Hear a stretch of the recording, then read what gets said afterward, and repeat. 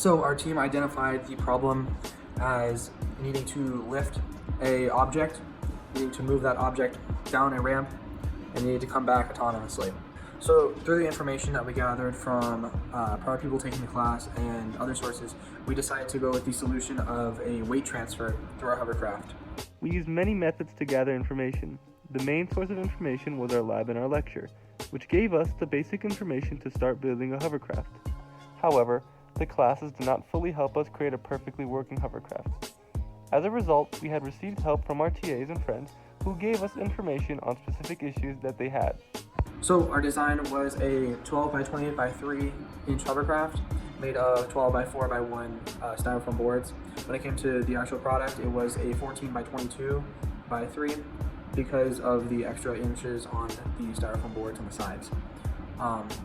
And then our propulsion system was a ramp made of a Robin box, inside of a Robin box, and a sticker book connected to a ladder gear, which would connect to the motor.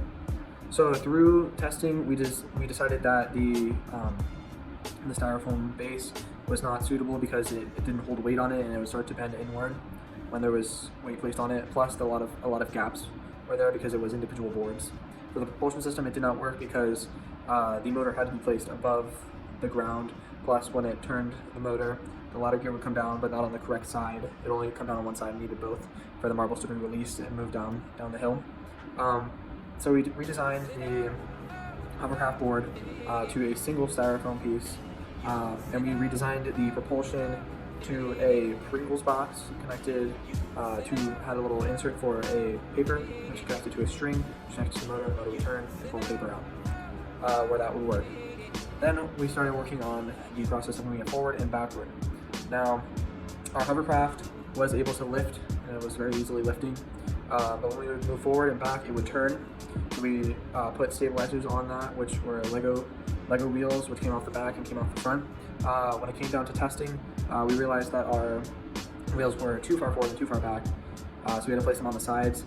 That didn't work, as it would still keep turning, so we changed it back to the front and the back, and we put weights on them, which were batteries, and that worked, and that was our optimization, redesign, test, build, design. We communicated our results by showing everyone in the EDL that we had completed it through our shouts and screams, as you can hear in the video.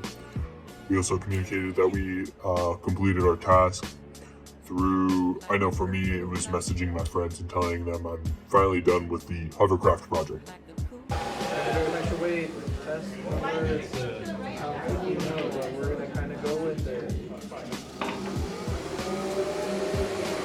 Oh, and now you just go over. Oh, why is it curving the other way? Might be okay.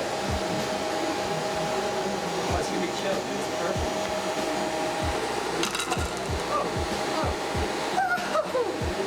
No way. No way. No way! No way. No way. Come on. Bring it back. Come on. Come on. This is it. No way! We got it! This class changed my impression of engineering because I used to think it was like a whole solo thing. You'd come up with ideas by yourself.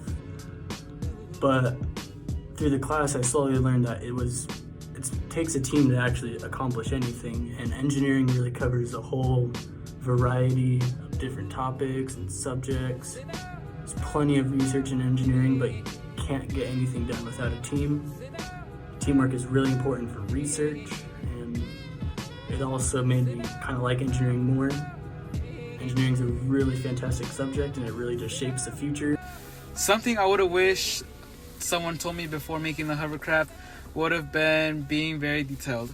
Being detailed while making your hovercraft goes a long way because it makes your work a whole lot cleaner, and also it saves the group from a big headache because one misplacement and it could be the make or break of your hovercraft. So our greatest challenge that we had to overcome was simply just making sure the weight was correct.